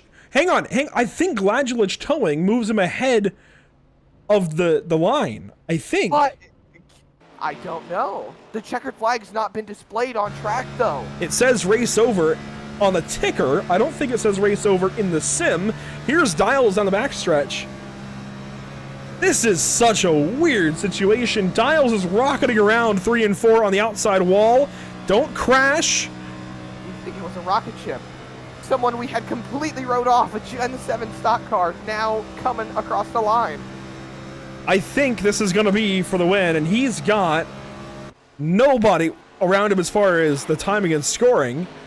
I think he just won the race. I don't know. Checkered flag, ladies and gentlemen. Robert Isles. And even if that's not checkered flag, we've only got 10 seconds remaining in session time. So wow. And the longest white flag lap brought to you by Whiplash SimCams ever, not at the Nürburgring. He's still going, too. Robert Dials goes from over a lap down to win in the Icon off-season mixed mini-series at Monza. And there, you can't see a thing. Gladulus just got back on the racetrack. Finnegan has towed. Ladies and gentlemen. This is the onboard for Robert Dials, who has now won the race. 1 lap led. Does he even know he won the race? Well, he'll have his graphics up, right? The sim will let him know that the race is over. Wow. And he's going to go do a burnout, and he can't even see. Yeah, not that we're going to see it. But you see his brake rotors just barely. That's about all you see is the brake rotors and the dash every once in a while. What a situation. This has been one of the craziest races that we have ever broadcasted here on Pit Stop TV. Definitely one of the most unique.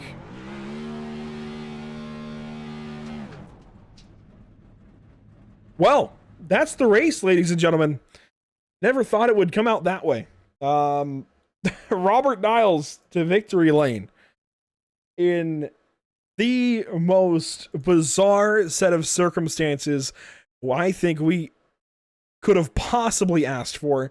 I'm trying to get the replay back to where there was just a little bit of light. Here we go. Be able to see the cars a little bit, but Robert Dials goes to victory lane. Let's take a look at our unofficial race results. Zach Murtis, what a situation as Dials takes the win. Robert Dials, a full lap ahead, the longest white flag, longest last lap you'll ever see in a stock car event. My goodness. Jacob Gladulus, after leading on the white flag, going down the back straightaway, ends up having to tow, ends up second place. Nathan Finnegan, Kyle Corley, Ryan Patty, Adam Ball, drivers that we had pegged for good finishes. Not even Kyle Corley. That's 2 next-gen NASCAR stock cars inside the top 5. Never would have thought. These cars, we completely wrote them off at the start of the event. And one ended up winning. Oh my goodness. Adam Ball coming home in the 6th place position. Cody Eldred, Jordan Byers, Joaquin Enfinger, Kevin Gunther, and then rounding out the rest of the field. Tierney was the only other one that I think took the green. He's the only other one that took the green. You can see everybody else 81 laps down. They did not start the event. Robert Dials in the most bizarre set of circumstances. I've now been notified, by the way, by Ryan Patty that they were not expecting 4 times time advancement. One of the admins said it that way. Nobody knew. And now here we are with Robert Dials, the race winner. He is a league member. Everybody was at the end of the race. Let's bring in Robert Dials and talk to the winner of week number 2 for the Icon Off-Season Mixed Mini-Series. And Robert, it sounds like nobody expected this race to go into nighttime. It started to look that way around lap 50, and here we are after about 10 laps of complete darkness. Somehow you emerged the race winner. What did you see? The track was a light gray, and everything else was pitch black, so just keep it in the gray. That's a lot easier said than done, but you come from behind. It seemed like the Gen 7 was a little bit anemic compared to the others. Everybody else just had more pace. Was there anything you could have done if this race didn't go into complete pitch black? If it didn't go complete pitch black, I had no chance. I had my gearing off. Do you think with the right gearing you would have been a little more capable, maybe? If you could get more top end out of it. Well, I Robert think Dials. it would have had a chance. It was very comfortable the whole race. It wasn't as squirrely as all the other cars. It just didn't have the top speed on the straightaways. Well, where everybody else faced crashing most of the race, you didn't. I don't think you crashed more than a couple of times in one of the most difficult events we've seen in a long time on Pit Stop TV. Congratulations to you. You take the race win, and I believe, right, there's free entry to the season winner of this mini season. Is that correct? Yes. Well, maybe you're on the high road there. Next up, Legends of the LA Coliseum. How do you feel about it? I've never raced the Coliseum, actually. So I'm going to be practicing a lot this week. Oddly enough, that's a combination I have driven. We hosted a race there back in January. Get ready for a weird combo. That's all I'll say. Robert, congratulations. Hopefully we're seeing you in a couple of weeks. Thank you. And Zach, as I mentioned, that is one combo we're actually privy to. And I don't think anybody else has done it. But Legend Cars at the Coliseum is a whole lot of fun. Well, Andrew, we did it. Right,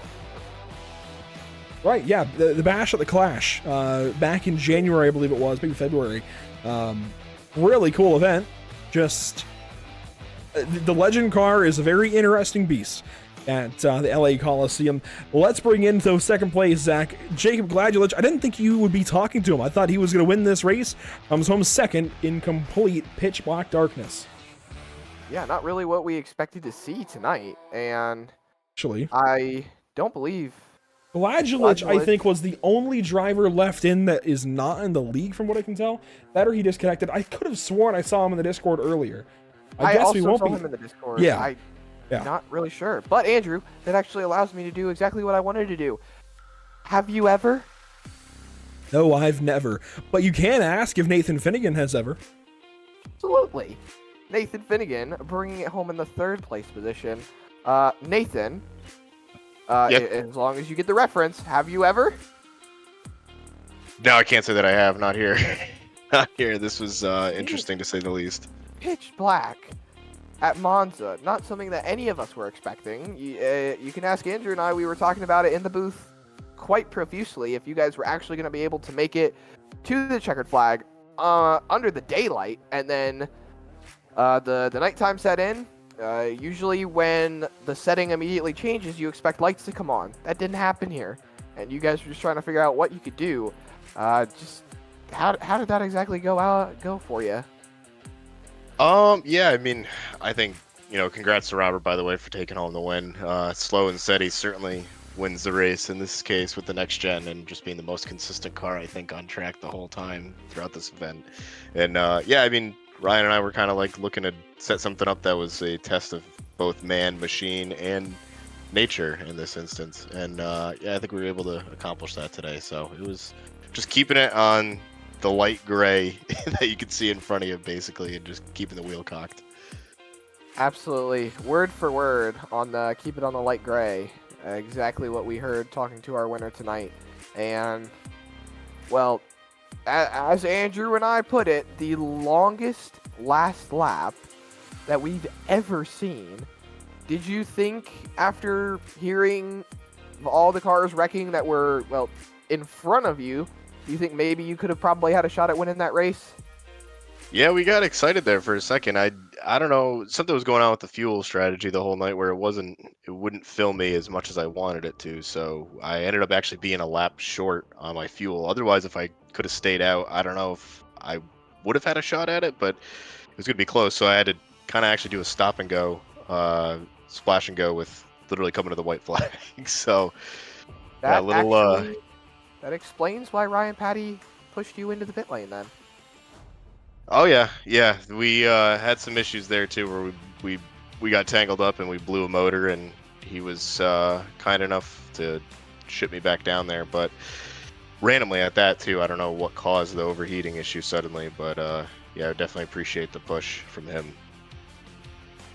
Well, the added chaos of stock cars on Monza, a track that has not been used in well over 50 years, and seeing the chaos unfold tonight, I think, for all intents and purposes, you guys did pretty well with what you were given. So congratulations on your third place finish. I appreciate it. Thanks, guys. Nathan Finnegan, third place. That's That has got to feel nearly like a win given the circumstances. A win feels all the better, though. Well, sure, but when you can't see anything, you're running out of fuel. There's a crash every 2 or 3 laps, it feels like. To come home P3 and best a few others still in the race, that's got to feel pretty darn good. Kyle Corley, Ryan Patty, Adam Ball, they come in behind Finnegan. Then Eldred with the early exit. What an interesting race. Now, these guys, as we've mentioned, are back in action in a couple of weeks. This was kind of a trial run for the broadcast. I had a lot of fun. This is a really fun group, it seems like. We'll see what is in store, but for now, thank you to the Icon Racing League and Icon Cup Series. It has been a pleasure, as always, to see the beautiful Italian sunset over the countryside.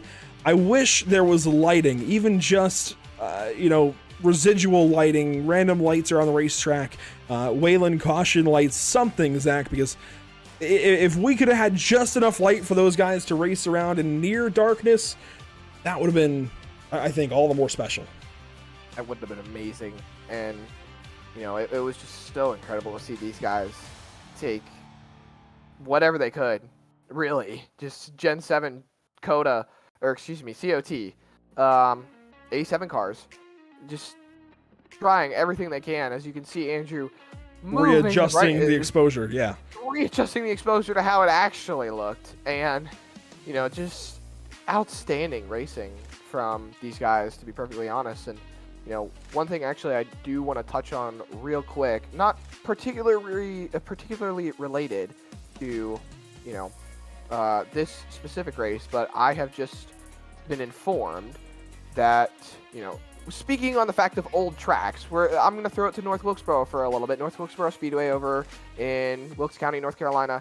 There was one employee, Paul Call, who was caretaking that track, making sure it stayed as up to date as it possibly could. He has unfortunately passed away after caretaking for that track for so long and allowing NASCAR to come back there. And I just wanted to send a quick shout out and prayers to the family for really the support that he gave North Wilkesboro Speedway in allowing it to return to the NASCAR schedule.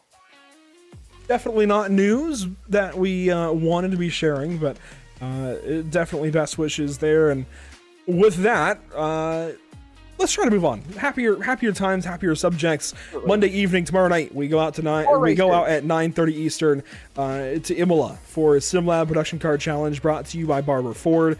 Tuesday, Tsukuba Circuit with some street stocks for the Lucky Motorsports Solutions Street Stock League, brought to you by Elevated Performance. And then finally, next Monday, November 27th, back out to Oran Park, a track we haven't been to in a while here on Pit Stop TV.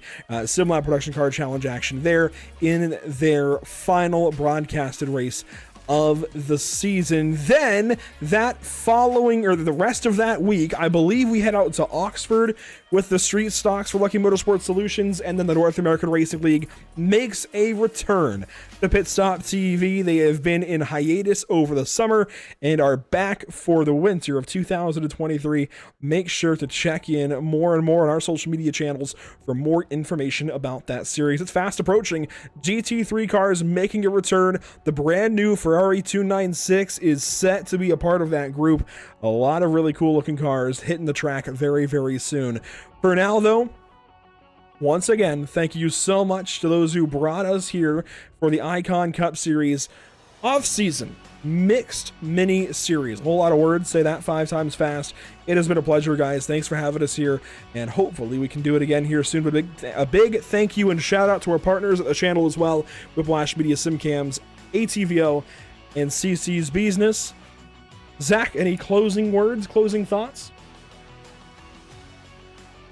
I compare this race, at least once it turned dark, I compare this race to the Macau GP and how crazy and hectic and how the crashes can unfold immediately and be completely spontaneous and all over the place.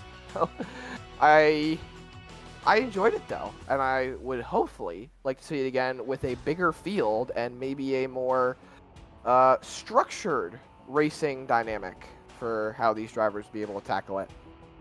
I'd But like great to race see it all in an around. Iron Man team format. Maybe something can be done with that. I don't know. But it was a lot of fun. Icon, thanks for having us here this evening. That'll do it for us. And a big shout out to those at the bottom of the screen. Join us next time we head out to Imola, not so far from here at Monza, virtually anyways. We've got a whole different bag of fun, though, tomorrow evening in the Production Card Challenge, boys. Back in action, week number 11. Make sure to tune in, 9:30 Eastern. Until then, thanks for watching. A shout out to In Audio, ATVL, Whiplash Media Simcams, OBS, and iRacing.com, and we will see you all next time. Have a good night.